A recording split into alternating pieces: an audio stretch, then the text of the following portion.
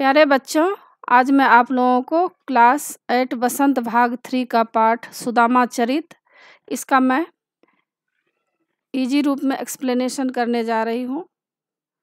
मतलब इसका मैं व्याख्या समझाऊंगी और शब्दार्थ भी इसमें दिया गया है। और इससे पहले बच्चों मैं क्लास 8 बसंत का सारा वीडियो बना चुकी हूँ, फुल एक्सप्लेनेशन, समरी और क्वेश्चन आंसर। उन सबको देखने के लिए आप ऊपर दिए गए आई बटन पर क्लिक करके देख सकते हैं, या आई बटन पर देख सकते हैं, या आप प्लेलिस्ट में देख सकते हैं। और बच्चों, अभी मैं आप लोगों को सुदामा चरित का व्याख्या अर्थ ग्रंथ संबंधी प्रश्न पढ़ाने जा रही हूँ। तो शब्दार्थ है, इसमें देखिए नीचे शब्दार्थ भी दिया गया है। तो पाठ शुरू करते हैं। शीस पगा न झंगा तन में प्रभु जाने को आही बसे केही ग्रामा, धोती फटी सी लटी दुपट्टी अरुपाय उपानह को नहीं शामा, द्वार खडो द्विज दुर्बल एक रहियो चकिशो वसुधा अभिरामा, पूछत दीन दयाल को धाम बतावत अपनो नाम सुदामा। तो बच्चों, आप लोग जानते होंगे कि सुदामा और कृष्ण भगवान क्या थे? दोनों फ्रेंड थे, दोस्त थे। एक ही साथ एक ही गुरु के आश्रम में पढ़ाई किए थे।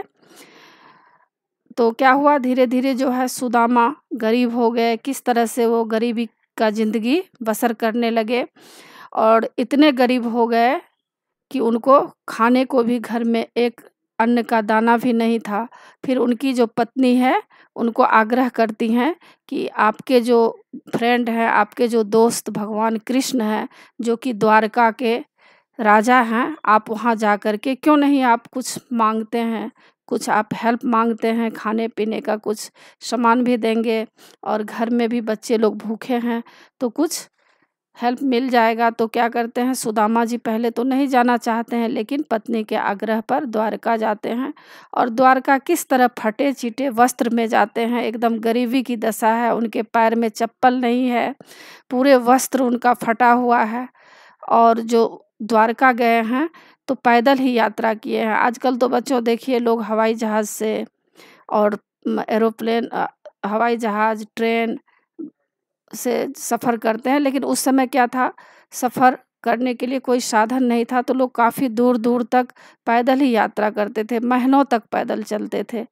कहीं अगर नज़दीक है तो सप्ताह लग जाता था, कहीं 2 दिन लग जाता था, और बहुत दूर जो रहता था तो वहाँ महीना 2 महीना भी लग जाता था।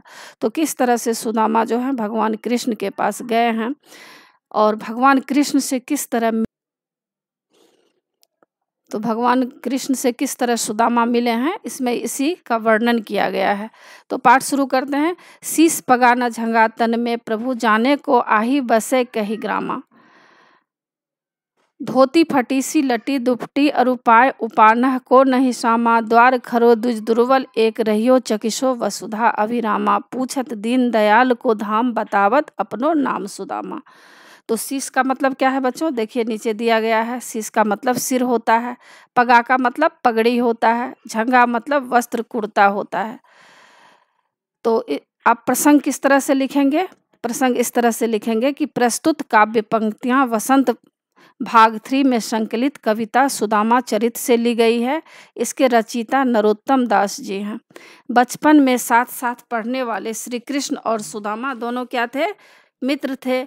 और बाद में कृष्ण द्वारका के राजा हो गए और सुंदर अत्यंत विपन्न हो गए, मतलब वहाँ जो द्वारका के राजा हो गए और अत्यंत संपन्न सुखी रहते थे, जीवन व्यतीत करते थे। अपनी पत्नी के बार बार आग्रह करने पर वे कृष्ण के पास द्वारका चले गए। तो उनकी जो पत्नी है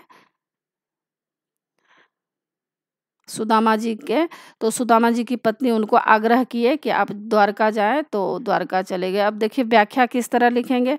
श्री कृष्ण से मिलने गए फटेहाल सुदामा, फटेहाल मतलब गरीब सुदामा को देखकर द्वारपाल ने भवन में जाकर श्री कृष्ण से कहा कि हे प्रभु, दरवाजे पर एक ब्राह्मण खड़ा है जो आपसे मिलना चाहता है, उसके सिर पर न पगड़ी है।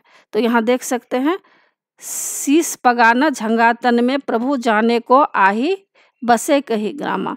तो वे कह रहे हैं कि उनके सिर पर न पगड़ी है न शरीर पर कुर्ता है। हे प्रभु, पता नहीं वह किस गांव का रहने वाला है। उसकी धोती फटी हुई है, फटकर लटक रही है, जिसे छिपाने के लिए उसने बार बार मोड़ रखा है, मतलब धोती को बार बार मोड़ कर रखा हुआ है। उसके पैरों में जूते के निशान तक नहीं है। ऐसा लगता है कि उसमें जूते खरीदने का सामर्थ्य नहीं है, मतलब काफ़ी गरीबी की जिंदगी बसर कर रहे हैं।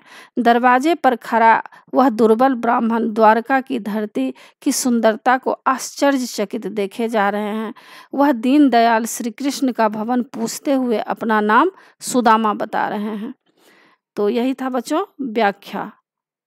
अब देखिए इसके प्रश्न उत्तर भी नीचे दिया गया है, तो आप इसको कर सकते हैं। और दूसरा देखिए, दूसरा क्या है, ऐसे बेहाल विवायन सो पग कंटक जाल लगे पुनि जोए, हाय महादुख पायो सखा तुम आए इते न किते दिन खोए। देखी सुदामा की दीन दशा करुणा करिके करुणा निधि रोए, पानी परात को हाथ छुए नहीं नैनन के जल सो पग धोए। तो इसमें बहुत कुछ आपको समझ में आ गया होगा कि जब कृष्ण भगवान से सुदामा जी मिलते हैं तो वे उनको देखकर उनके आँखों में, कृष्ण भगवान के आँखों में क्या आता है, जल आ जाता है, मतलब उनके आँखों में आंसू आ जाता है। तो बेहाल का मतलब क्या है, बुरा हाल। विवायन मतलब पैरों की फटी एड़ियाँ, पग मतलब पैर, कंटक जाल मतलब बहुत से कांटे। तो देखिए ऐसे बेहाल बेवायन सो पग कंटक जाल लगे पुनि जोए। तो प्रसंग इस तरह से आप लिख सकते हैं। सुदामा काव्य पंक्तियां वसंत भाग 3 में संकलित कविता सुदामा चरित से ली गई है। इसके रचयिता नरोत्तम दास जी हैं। सुदामा का नाम सुनते ही श्री कृष्ण व्याकुल होकर उनसे मिलने चल देते हैं। वे उन्हें महल के अंदर लाकर बिठाते हैं, किंतु सुदामा की ऐसी दशा देखकर दया से भर उठते हैं और रो पड़ते हैं। तो देखिए इसका व्याख्या किस तरह से लिखेंगे। इन पंक्तियों में सुदामा की दीन दशा का वर्णन करते हुए कवि कहते हैं कि श्री कृष्ण ने जब सुदामा के पैरों को धोने के लिए हाथ लगाया तो देखा कि उनके पैरों में बहुत से कांटे चुभे हुए हैं, मतलब ऐसे बेहाल बेवायन पग कंटक जाल लगे पुनि जोए। जब कृष्ण भगवान उनको देखते हैं, सुदामा जी को, तो देखते हैं, क्या देखते हैं, जब पैर उनको परात लाए हैं और पैर धोने के लिए गए हैं तो देखे कि उनके पैरों में बहुत सारे कांटे चुभे हुए हैं। हाय महादुख पायो सखा तुम आए इते न किते दिन खोए। अब व्याकुल होकर श्री कृष्ण सुदामा से कहते हैं कि मित्र, तुम अपार दुख भोगते रहे पर यहाँ न आकर यूं गरीबी में बिताते रहे। आप यहाँ क्यों नहीं आए? इतना दिन से आप कहाँ थे? आप क्यों गरीबी की दशा में इतना दिन व्यतीत करते रहे? देखी सुदामा की दीन दशा करुणा करिके करुणा निधि रहे। सुदामा की ऐसी दशा देखकर श्री कृष्ण करुणा से भरकर रोने लगे। पानी परात को हाथ छुओ नहीं नैनन के जल से पग धोए। मतलब रोते हुए श्री कृष्ण की आंखों से इतने आंसू गिरे कि उन्होंने परात के पानी को छुआ तक नहीं और आंसुओं से ही सुदामा के पैर धो दिए। मतलब इतने आंसू श्री कृष्ण के आंखों से निकले कि सुदामा जी का पैर जो है उनके आंसुओं से ही धुल गया। अब देखिए तीसरा पैराग्राफ में क्या दिया गया है। कछु भाभी हमको दियो सो तुम काहे न देत, चापी पोटरी कांख में रहे कहो कही हेतु। आगे चना गुरमात दिए त ले तुम चाबी हमें नहीं दीने। श्याम कहियो मुस्काई सुदामा से चोरी की बान में हो जो प्रवीण। पोटरी कांख में चापी रहे तुम खोलत नहीं सुधा रस भीने। पाछली बानी अजो न तजो तुम तैसे ही भाभी के तंदुल कीन है। तो देखिए इसमें अर्थ भी दिया गया है। दियो का मतलब दिया होता है, सो मतलब वह होता है। तो आप इसको शब्दार्थ के साथ भी पढ़ सकते हैं, लेकिन आपके आसानी के लिए मैं यहाँ दे रही हूँ। प्रसंग आप इस तरह से लिख सकते हैं कि प्रस्तुत वाक्य पंक्तियाँ वसंत भाग 3 में संकलित कविता सुदामा चरित से ली गई है। इनके रचयिता नरोत्तम दास जी हैं। द्वारका के लिए चलते समय सुदामा ने अपने मित्र श्री कृष्ण के लिए कुछ उपहार स्वरूप लेकर चले थे, किंतु कृष्ण का वैभव मतलब धन संपत्ति देखकर वे उन्हें देने का साहस नहीं कर पा रहे थे और उसे छिपाने की चेष्टा कर रहे थे, जिसे कृष्ण ने देख लिया। तो इसका व्याख्या आप इस तरह लिखेंगे कि सुदामा के पैरों को धोने के बाद कृष्ण ने देख लिया कि सुदामा उनसे कुछ छिपाने का प्रयास कर रहे हैं। उन्होंने सुदामा से कहा कि भाभी ने मेरे लिए जो उपहार दिया है उसे तुम क्यों छिप नहीं दे रहे हो? तुम उपहार की उस पोटली को अपनी कांख में किस कारण से छिपाए जा रहे हो? तो देखिए इसमें दिया है, कछु भाभी हमको दियो सो तुम काहे न दे, मतलब तुम्हारी कुछ जो भाभी हमारे लिए दिए हैं तुम वह क्यों नहीं मुझे दे रहे हो? चापी पोटली कांख में रहे क्यों कहो के ही तो आप तुम इस पोटली को क्यों छिपा रहे हो? आगे बोल रहे हैं सुदामा जी, कृष्ण भगवान, कि कृष्ण सुदामा को बचपन की याद दिलाते हुए कहते हैं कि बचपन में गुरु माता ने हम दोनों के लिए चने दिए थे। तो देखिए कह रहे हैं आगे चना गुरु मात दिए लय तुम चाबी हमें नहीं दिए। गुरु माँ जो हमको ऋषि के आश्रम में दोनों पढ़ते थे कृष्ण और सुदामा, तो बता रहे हैं कि जब गुरु माता हमारे लिए चना दी थी तो तुम मुझे उस चना को भी नहीं दिए और तुमने अकेले ही खा गए। श्री कृष्ण ने चुटकी लेते हुए कहा कि मित्र चोरी की आदत में तुम तो पहले से ही कुशल हो। मतलब श्याम कहियो मुस्काए, मतलब श्याम जो है श्री कृष्ण मुस्कुराते हुए कह रहे हैं कि चोरी की बान में हो जो प्रवीण, तुम तो चोरी की आदत में बहुत ही प्रवीण हो, कुशल हो। पोटरी कांख में चापी रहे तुम खोलत नहीं सुधारस भी ने। तो वह कृष्ण भगवान कह रहे हैं कि मेरे भाभी ने जो मेरे लिए उपहार दिया है उसे तुम क्यों नहीं दे रहे हो? तुम उपहार की उस पोटली को अपनी कांख में किस कारण से छिपाए रहे हो? पाछली बानी अजो न तजो तुम तैसे ही भाभी के तंदुल किन्हे। कृष्ण सुदामा को बचपन की याद दिलाते हुए कहते हैं कि हाँ, श्री कृष्ण ने चुटकी लेते हुए कहा कि मित्र चोरी की आदत में तुम पहले से ही कुशल हो। आज भी प्रेम रूपी अमृत रस से सने चावलों की पोटली को अपने कांख में छिपाने का प्रयास कर रहे हो। मित्र तुम्हारी पिछली आदतें अभी भी ज्यों की त्यों है। तुम उन्हीं आदतों के वशीभूत हो, भाभी द्वारा दिए गए चावलों को भी चुराने की कोशिश कर रहे हो। अब आगे देखिए चौथा पैराग्राफ में क्या है, वह पुलकनी वह उठी मिलनी वह आदर की बात वह पठवनी गोपाल की कछु न जानी जात। कहा भयो जो अब भयो हरि को राज समाज हो आवत नाही होतो वाही पठियो ठेली घर घर कर ओढ़त फिरे तनक दही के काज। अब कहीं हो समझाए के बहु धन धरो सेक ली। तो देखिए यहाँ पर अर्थ भी दिए गए हैं, लेकिन प्रसंग आप इसका इस तरह लिख सकते हैं। प्रस्तुत काव्य पंक्तियाँ वसंत भाग 3 में संकलित कविता सुदामा चरित से ली गई है। इसके रचयिता नरोत्तम दास जी हैं। द्वारका से वापस भेजते समय श्री कृष्ण ने सुदामा को खाली हाथ भेज दिया। कुछ मदद की आशा लेकर सुदामा वहाँ गए थे। वे कृष्ण पर खींच रहे हैं, मतलब गुस्सा हो रहे हैं तथा अपनी पत्नी पर क्रोधित हो रहे थे। वे कृष्ण की चोरी की आदत भी कर कुर रहे थे। मतलब कृष्ण भगवान किस तरह से पहले मक्खन चुरा लेते थे, खाते थे, तो इस तरह से जो है ये जो है सुदामा जी इस तरह से खींच रहे हैं। तो इसका व्याख्या आप इस तरह से लिख सकते हैं। श्री कृष्ण ने सुदामा को द्वारका से खाली हाथ विदा कर दिया। रास्ते भर सुदामा कृष्ण पर खींचते आ रहे थे।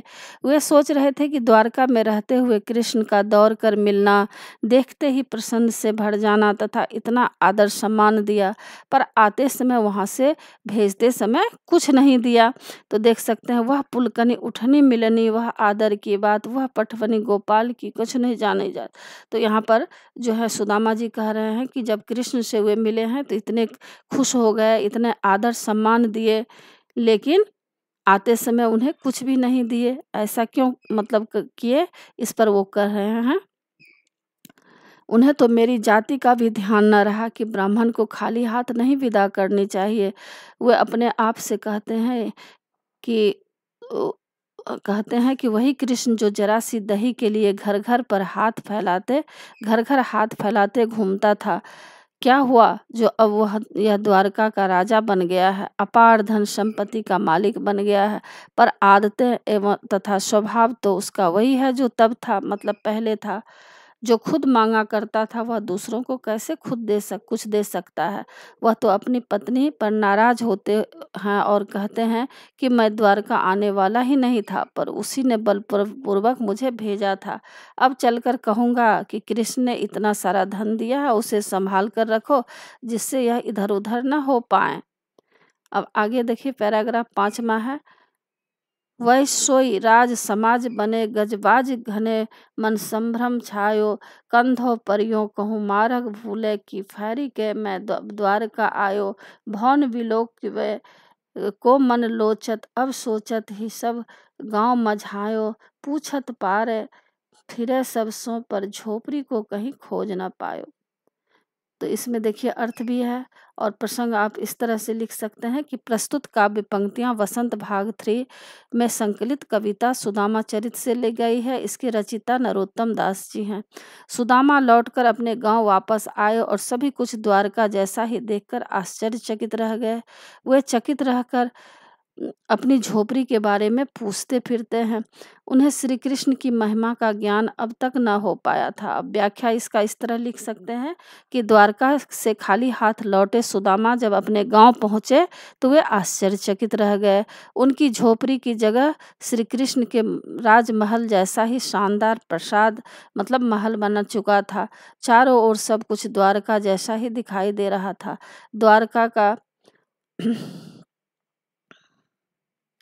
द्वारका के जैसे ही हाथी घोड़े देखकर वे शंकित हो गए कि वे अपना रास्ता भूलकर पुनः द्वारका तो नहीं आ गए हैं और श्री कृष्ण के राजप्रसाद के पास तो नहीं आ गए हैं। उनके मन में इन सुंदर भवनों को देखने का बार बार लोभ पैदा हो रहा था। मन बार बार यही चाह रहा है कि वह इन सुंदर भवनों को यूं ही देखते रहे। यही सब सोचते हुए गांव भर में अपना भवन खोजते फिरते रहे। ब्राह्मण सुदामा गांव के सभी लोगों से अपनी झोपड़ी खोजते फिर रहे थे, पर अपनी झोपड़ी को कहीं खोज नहीं पा रहे थे। अब आगे देखिए, आगे 6 पैराग्राफ में है। कह वह टूटी सी छानी हती, कह कंचन के अब धाम सुहावत, कह पग में पनही न हती, कह ले गजराजहु ठार महावत, भूमि कठोर पे रात कटे, कह कोमल सेज पे नींद न आवत, कह जुड़तो नहीं को दी समा के प्रताप ते दाख न भावत। तो इसका देखिए, इसमें प्रसंग इस तरह से लिख सकते हैं। प्रस्तुत काव्य पंक्तियां वसंत भाग 3 में संकलित कविता सुदामा चरित से ली गई है। इसके रचिता नरोत्तम दास हैं। इन पंक्तियों में सुदामा के अचानक संपन्न होने तथा उसके बाद की स्थिति का सुंदर वर्णन किया गया है। व्याख्या है, द्वारका से चलते समय कृष्ण ने प्रत्यक्ष रूप में कुछ नहीं दिया, मतलब जब द्वारका से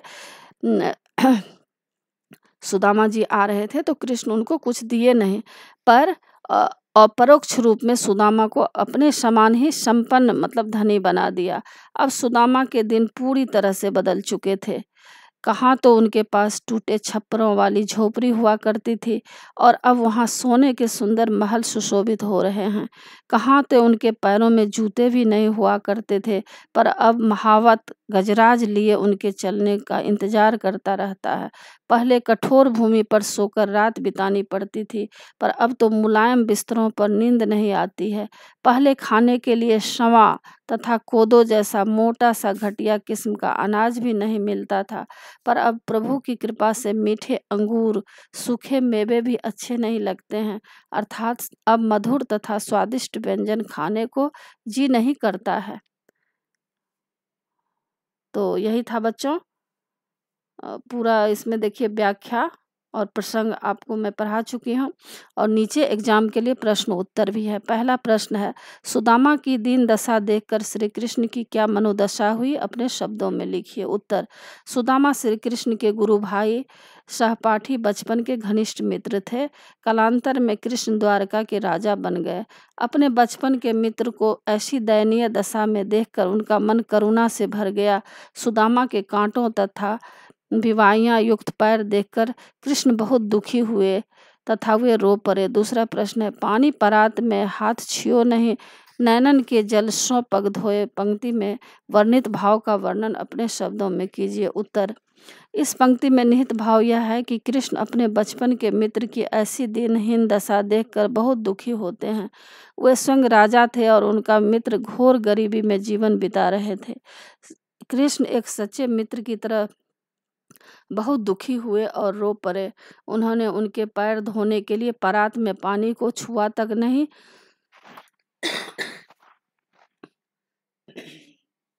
और आंसुओं से ही पैर धो दिए। तीसरा प्रश्न है, चोरी की बान में हों जो प्रवीण क उपयुक्त पंक्तियां कौन किससे कह रहा है? उत्तर है, चोरी की बात में हो जो प्रवीण, यह कृष्ण अपने मित्र सुदामा से कह रहे हैं। ख कहा, इस कथन की पृष्ठभूमि स्पष्ट कीजिए। उत्तर, पत्नी के बार बार बलपूर्वक कहने के बाद सुदामा अपने मित्र के पास कुछ मदद पाने की आशा से गए। जाते समय उनकी पत्नी ने थोड़े से चावल श्री कृष्ण को देने के लिए दिए। श्री कृष्ण का राजसी ठाठवाद देखकर सुदामा वह चावल देने की हिम्मत नहीं कर पा रहे थे। वे उस चावल की पोटली को छिपाने का प्रयास कर रहे थे। तब कृष्ण ने उनसे कहा कि चोरी की आदत में आप बहुत चतुर हो। गौ का क्या प्रश्न था? इस शिकायत के पीछे कौन सी पौराणिक कथा है? तो दोनों कृष्ण और सुदामा की कथा इसमें है। उत्तर है, बचपन में श्री कृष्ण और सुदामा ऋषि संदीपनी के आश्रम में शिक्षा प्राप्त किए थे। उस समय गुरुकुल में शिक्षा ग्रहण करने के साथ विद्यार्थियों को ही सारे काम अपने हाथों से करने पड़ते थे, जैसे गायों को देखभाल करना, भिक्षाटन करना, आश्रम की सफाई, लकड़ियां लाना, गुरु की सेवा आदि। एक दिन जब आश्रम में खाना बनाने की लकड़ियां खत्म हो गई तो गुरु मातु ने श्री कृष्ण और सुदामा को लकड़ियां लाने जंगल में भेज दिया और रास्ते में खाने के लिए कुछ चने भी दिए। संजोग की बात, जब कृष्ण पेड़ पर लकड़ियां तोड़ रहे थे और सुदामा उन्हें नीचे इकट्ठी कर रहे थे, तभी जोरदार वर्षा शुरू हो गई। हवा चलने लगी। कृष्ण पेड़ की डाल पर ऊपर ही बैठ गए। ऐसे में सुदामा गुरु मातु द्वारा दिए गए चने निकालकर चबाने लगे। चने की आवाज़ सुनकर कृष्ण ने उनसे पूछा, सुदामा क्या खा रहे हो? सुदामा ने उत्तर दिया, कुछ भी नहीं खा रहा हूँ, सर्दी के कारण मेरे दांत किटकिटा रहे हैं। इस तरह श्री कृष्ण से चोरी करके सुदामा ने चने खाए थे। इसी घटना को याद करके श्री कृष्ण ने उक्त पंक्तियां कही थी। चौथा प्रश्न है, द्वारका से खाली हाथ लौटते समय सुदामा मार्ग में क्या क्या सोचते जा रहे थे? वह कृष्ण के व्यवहार से क्यों खींच रहे थे? सुदामा के मन की दुविधा को अपने शब्दों में प्रकट कीजिए। उत्तर, द्वारका से लौटते समय सुदामा को श्री कृष्ण ने प्रत्यक्ष रूप से कुछ नहीं दिया। वहां से लौटते समय सुदामा सोच रहे थे कि श्री कृष्ण ने उनके पहुंचने पर खूब आदर सत्कार किया, खूब प्रसन्नता प्रकट की, पर आते समय उनकी जाति का भी ख्याल न किया। वे सोच रहे थे कि यह है तो वही श्री कृष्ण जो घर घर दही की चोरी किया करते थे। यह किसी को क्या देगा? घर चलकर अपनी पत्नी से कहूँगा कि कृष्ण ने जो इतना सारा धन दिया है उसे संभाल कर रखो, तुम्ही ने उसे उसके पास द्वारका बलपूर्वक भेजा था। सुदामा कृष्ण की महिमा से अनजान थे, इसलिए कृष्ण के व्यवहार से खींच रहे थे। सुदामा के मन में की दुविधा यह थी कि खूब मान सम्मान तथा आदर सत्कार करने वाले श्री कृष्ण ने उन्हें कुछ दिया क्यों नहीं। इसके अलावा द्वारका आकर अपने चावल खोकर भी न कुछ पाने की दुविधा सता रही थी। पांचवा प्रश्न है, अपने गांव लौटकर जब सुदामा अपनी झोपड़ी नहीं खोज पाए तब उनके मन में क्या क्या विचार आए? कविता के आधार पर स्पष्ट कीजिए। उत्तर, अपने गांव लौटकर जब सुदामा अपनी झोपड़ी को न खोज पाए तब उनके मन में विचार आया कि कहीं वे अपना रास्ता भूलकर द्वारका वापस तो नहीं आ गए हैं, या उनके मन मस्तिष्क पर द्वारका के राजभवनों का भ्रम तो नहीं छा गया है जो छटने का नाम नहीं ले रहा है। छठा प्रश्न है, निर्धनता के बाद मिलने वाली संपन्नता का चित्रण कविता के अंतिम पंक्तियों में वर्णित है, उसे अपने शब्दों में लिखिए। उत्तर है, प्रभु की कृपा से सुदामा की विपन्नता इस तरह संपन्नता में बदल गई कि स्वयं सुदामा भी इससे चकित रह गए। जिस जगह पर उसकी झोपड़ी थी वहाँ आसपास द्वारका के समान राजमहल नजर आ रहे थे। जिस सुदामा के पैरों में कभी जूते नहीं होते थे, उनके आने जाने के लिए महावत गजराज उत्तम कोटि का हाथी लिए खड़ा रहता था। घोर गरीबी में सुदामा को कठोर जमीन पर रात बितानी पड़ती थी, पर अब कोमल और मखमली बिस्तरों पर भी नींद नहीं आती है। गरीबी के दिनों में सुदामा को 2 समा जैसा घटिया अनाज भी नहीं मिल पाता था। उन्हीं सुदामा को प्रभु की कृपा से अत्यंत स्वादिष्ट व्यंजन तथा अंगूर, सूखे मेवे भी अच्छे नहीं लगते थे। इस तरह उनकी जिंदगी में विपन्नता के लिए कोई स्थान न बचा था।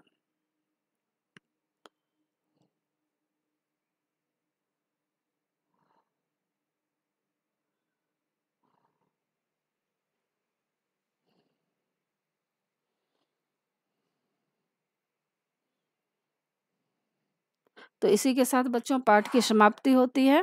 आशा है आप लोगों को सारा पाठ अच्छी तरह समझ में आ गया होगा और एग्ज़ाम के लिए तैयार कर लीजिएगा। और बच्चों आप मेरे चैनल देवज नागरी को ज़रूर सब्सक्राइब कीजिएगा और सब्सक्राइब के बगल में बेल आइकन बटन है, उसे क्लिक कीजिएगा, लाइक कीजिएगा और शेयर कीजिएगा और कमेंट्स भी कीजिएगा कि आपको यह पाठ कैसा लगा। आगे बच्चों मैं थोड़ा सा और भाषा की बात है उसको मैं पढ़ा देती हूँ। पानी परात को हाथ छुओ नहीं, नैनन के जल सो पग धोए। उत्तर है अतिशयोक्ति अलंकार के उदाहरण। क का ऐसे बेहाल विवान सो पग कंटक जाल लगे पुनि जोए। तो आप इसमें देखिए इसका उत्तर भी नीचे दिया गया है, तो आप उत्तर इसका इसमें से लिख सकते हैं और इस कविता को एकांकी में बदलिए और उसका अभिनय कीजिए। सुदामा चरित नामक कविता का एकांकी, तो आप इस तरह से एकांकी लिख सकते हैं। एकांकी में आप इसको इस तरह से जो है लिखा जाएगा। तो इसको आप चाहे तो मैं इसको भी करा सकती हूँ, आपको थोड़ा लंबा चैप्टर हो जाएगा। सुदामा चरित नामक कविता का रूपांतर। द्वारकापुरी धन्य धान्य वैभव समृद्धि एवं खुशहाली से भरी नगरी, वहाँ बने आलीशान एवं भव्य राज प्रसाद, चारों ओर प्रसन्नता एवं शांतिमय वातावरण। इन्हीं प्रसादों के बीच स्थित द्वारकाधीश श्री कृष्ण का मकान है। तो यह सब दिखाया गया है। और देखिए फिर सुदामा द्वारपाल से पूछते हैं, अरे भाई द्वारपाल, क्या तुम बता सकते हो कि द्वारका के राजा श्री कृष्ण का राजभवन यहाँ कौन सा है? तो देखिए द्वारपाल क्या बोल रहा है, क्या नाम है तुम्हारा, कहाँ से आए हो? तो सुदामा बोल रहे हैं, सुदामा नाम है, बहुत दूर गांव से आया हूँ, पर तुमने उनका भवन तो बताया नहीं। तो द्वारपाल बोल रहे हैं, द्वारकाधीश प्रभु श्री कृष्ण का भवन तो यही है। सुदामा बोल रहे हैं, अपने प्रभु श्री कृष्ण को कह दो कि उनसे मिलने सुदामा आया है। तो द्वारपाल बोल रहे हैं, तुम यहीं ठहरो, मैं अंदर जाकर सूचना देता हूँ, और हाँ अंदर मत आना मेरे आने तक। द्वारपाल श्री कृष्ण के पास चला जाता है। अब द्वारपाल कहते हैं, महाराज की जय हो, प्रभु आपसे मिलने कोई आया है। तो श्री कृष्ण कह रहे हैं, कहाँ है वह व्यक्ति, कैसा है तथा क्या नाम है उसका? द्वारपाल बोल रहे हैं, प्रभु वह दरवाजे के बाहर खड़ा है, उसके सिर पर न पगड़ी है न शरीर पर कुर्ता, पैरों में जूते नहीं हैं, वह दुर्बल ब्राह्मण अपना नाम सुदामा बता रहा है। सुदामा नाम सुनते ही कृष्ण राज सिंहासन छोड़कर आते हैं और सुदामा को महल के अंदर ले जाते हैं। उन्हें सिंहासन पर बैठाकर उनके पैर धोने के लिए पानी मंगवाते हैं और सुदामा के पैर धोना चाहते हैं। श्री कृष्ण, मित्र सुदामा, तुम इतनी गरीबी सहकर कष्ट भोगते रहे, पर तुम पहले ही क्यों नहीं यहाँ आए? सुदामा संकोच बस कोई जवाब नहीं देता है। वे अपनी पत्नी द्वारा भेजे गए चावलों की पोटली को कांख के नीचे छिपाने का प्रयास करते हैं, जिसे कृष्ण देख लेते हैं। श्री कृष्ण, मित्र तुम मुझसे कुछ छिपाने की कोशिश कर रहे हो? कृष्ण वह पोटली छीन लेते हैं। अरे तुम भाभी के भेजे चावल मुझसे छिपा रहे थे। मित्र चोरी की आदत में तुम पहले से ही बड़े कुशल हो। ऐसा कहकर श्री कृष्ण उनसे जो कुछ चावल खा लेते हैं उनमें से कुछ चावल खा लेते हैं।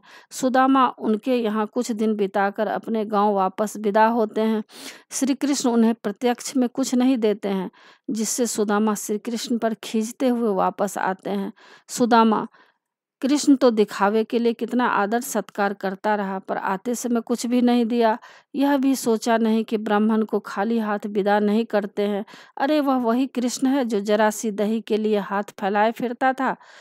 यह मुझे क्या देगा, वह अपनी पत्नी से चलकर कहूँगा अब पत्नी से चलकर कहूँगा कि खूब सारा धन संभाल कर रखो, मैं तो इसलिए आना ही नहीं चाहता था। यह सोचते सुदामा अपने गांव पहुँचते हैं। सुदामा, अरे यहाँ तो सारे भवन तथा सब कुछ द्वारका जैसा है। कहीं मैं रास्ता भूलकर वापस पुनः द्वारका तो नहीं आ गया हूँ। मैं भ्रमित तो हो गया हूँ। सुदामा, गांव के एक व्यक्ति से क्या तुम बता सकते हो कि यही सुदामा नामक गरीब ब्राह्मण की झोपड़ी हुआ करती थी? वह कहाँ है? सुदामा, अरे तुम सुदामा के राजमहल के सामने ही खड़े हो। उनकी झोपड़ी की जगह यह राजमहल बन गया है। इशारा करते हुए, वह देखो अंदर उनकी पत्नियां रानियों के पराधीन में खड़ी हैं। सुदामा अपनी पत्नी को पहचानते हैं और अंदर जाते हैं। अपने मित्र की महिमा से मैं कितना अनजान था, अब सब समझ गया। छात्र एकांकी का अभिनय करें। तो इसमें देखिए बच्चे जो हैं एकांकी नाटक के जैसे कोई सुदामा बन जाएंगे, कोई श्री कृष्ण बन जाएंगे और कोई जो है द्वारपाल बन जाएंगे। तो इस तरह से इसमें बताया गया है कि आप लोग अगर नाटक करके दिखाना चाहते हैं किसी को, तो इस तरह से आप कर सकते हैं, इस तरह से आप बोल सकते हैं। तो इसी के साथ बच्चों पाठ की समाप्ति होती है। आशा है आप लोगों को सारा पाठ अच्छी तरह समझ में आ गया होगा और एग्ज़ाम के लिए अच्छी तरह तैयार कर लीजिएगा। और बच्चों आप मेरे चैनल देवज नागरी को ज़रूर सब्सक्राइब कीजिएगा और सब्सक्राइब के बगल में बेल आइकन बटन है, उसे क्लिक कीजिएगा, लाइक कीजिएगा और शेयर कीजिएगा। कमेंट्स ज़रूर कीजिएगा कि आपको यह पाठ कैसा लगा। नए पाठ के साथ फिर मैं मिलूँगी बच्चों। धन्यवाद।